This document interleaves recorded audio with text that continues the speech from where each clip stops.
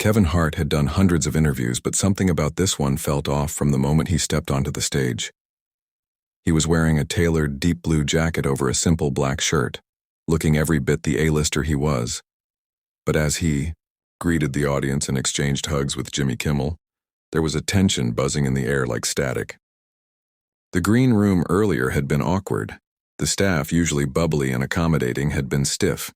Jimmy himself had offered only a lukewarm hello before disappearing into his dressing room. Kevin had chalked it up to a bad day. Maybe Jimmy was dealing with something personal. But as the taping started, the vibe got weirder. Jimmy launched right into a monologue laced with passive-aggressive jabs about Kevin's height, his recent Netflix special that had gotten mixed reviews, and even a joke about his divorce, all under the thin veil of playful roasting. The audience chuckled politely, unsure if they should be laughing. Kevin smiled through it at first, letting it roll off his back. He was a professional. He knew the game. But this wasn't roasting. This was personal. And when Jimmy brought up the controversy from last year, the one Kevin had worked hard to move past, Kevin's smile froze. Kevin adjusted his posture slightly, leaning away from Jimmy as if to physically distance himself from the jab. "Man, you really came in hot today," he said with a chuckle that didn't quite reach his eyes. Jimmy grinned, clearly enjoying himself. "Come on, Kev. You've had worse things thrown at you on Twitter." The audience laughed and Kevin blinked slowly. "Twitter's one thing. This is different." Jimmy pressed on. "Well, it's not like you haven't been in hot water before. I mean, there was that whole Oscars thing. People still bring that up." Kevin's jaw tightened and he shot a look off stage. Was this really happening?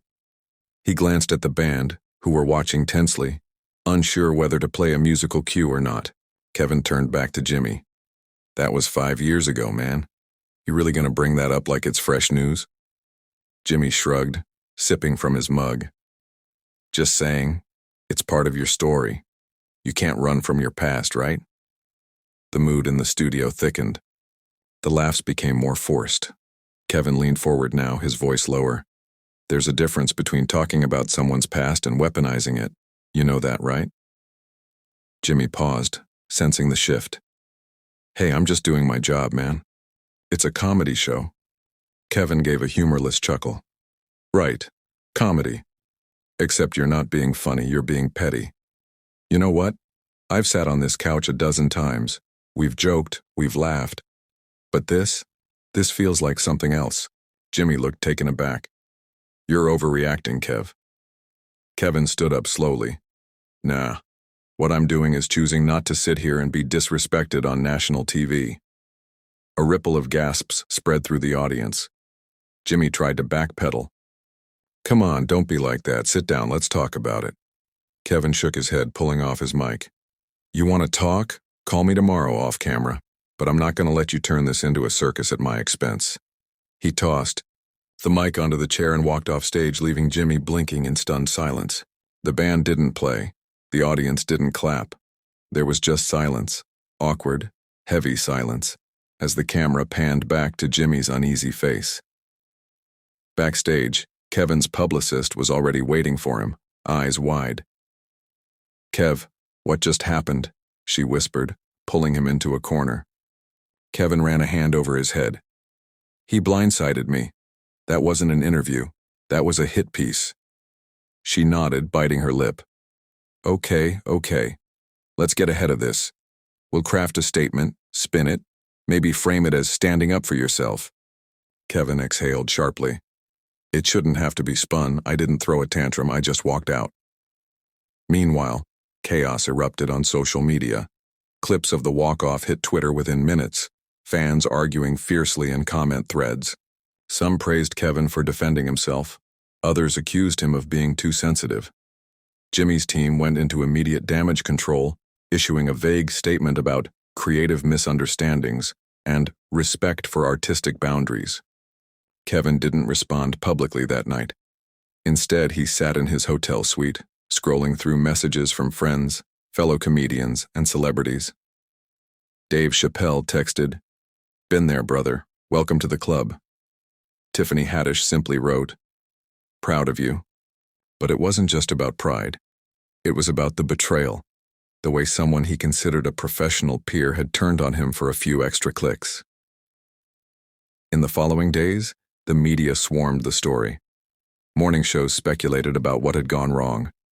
Entertainment blogs analyzed every second of the interview. Body language experts were consulted. Headlines screamed about a feud between Kevin Hart and Jimmy Kimmel. Late-night hosts took sides, some defending Kevin, others suggesting he couldn't take a joke.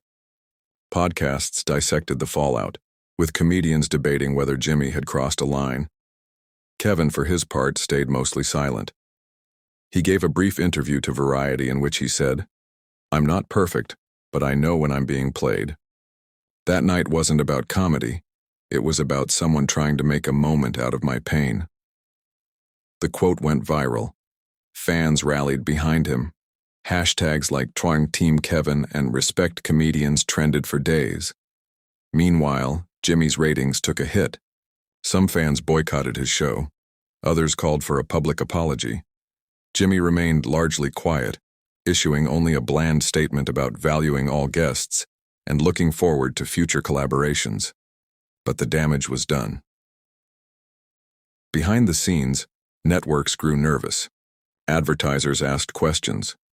Kevin's management fielded dozens of interview requests, but he declined most. Instead, he focused on his next stand-up special. The experience had rattled him, sure, but it had also given him material. "Sometimes, the truth hits hardest when it's wrapped in laughter," he told his writing team. They nodded, taking notes as Kevin riffed on the absurdity of fame, betrayal, and how quickly people can turn on you. The special, titled Unscripted, premiered 3 months later and shattered records. Critics praised its raw honesty, its biting humor, and Kevin's willingness to confront real pain. In one bit, he joked, "You ever sit on a talk show couch and realize you're in a roast battle you didn't sign up for? I did, and I lost, so I walked off before they gave me a participation trophy." The crowd roared with laughter. It was catharsis, both for Kevin and for the audience. Jimmy Kimmel, meanwhile, found himself under more scrutiny. Guests grew cautious. Some refused to appear on his show. Others asked for pre-approved topics. The spontaneity that had once defined his interviews now felt forced. Jimmy himself seemed more subdued, less confident. One night during a monologue, he made a half-hearted attempt to joke about the incident. "At least Kevin didn't throw a chair at me. Small blessings." The audience gave a weak chuckle.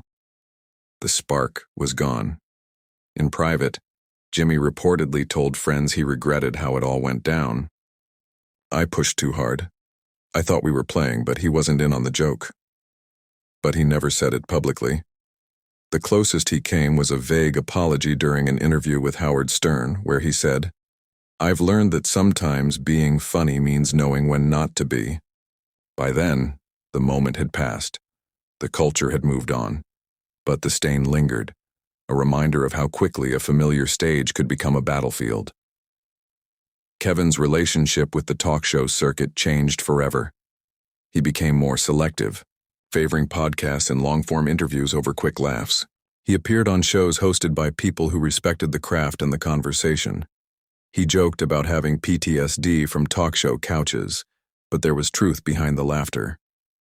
The incident with Jimmy became a turning point, not just for Kevin, but for how celebrities engaged with the media.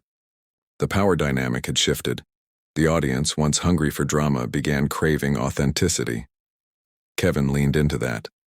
He launched a YouTube series where he interviewed other artists about the moments that almost broke them. It became a hit. People resonated with the vulnerability, the honesty. One guest, a well-known actress, said, "That night on Kimmel, you changed the game. You made it okay to walk away when it stops feeling right." Kevin nodded, not with pride but with understanding. Sometimes walking away is the bravest punchline. In the years that followed, the incident faded from headlines but remained a case study in media classes, comedy workshops, and PR seminars. The Kevin Hart walkoff was analyzed for its cultural implications, its impact on celebrity media dynamics, and its symbolism. Kevin himself rarely brought it up unless prompted. When asked in a later interview what he learned from that night, he said, People will test you, push you, try to script your story. But at the end of the day, you hold the pen. You decide when to turn the page. It was poetic, sure, but it was also true. That night had rewritten the rules, and Kevin Hart, whether he intended to or not, had become the author of a new chapter in Hollywood's playbook, one where dignity mattered more than airtime, and where walking away could be the loudest statement of all.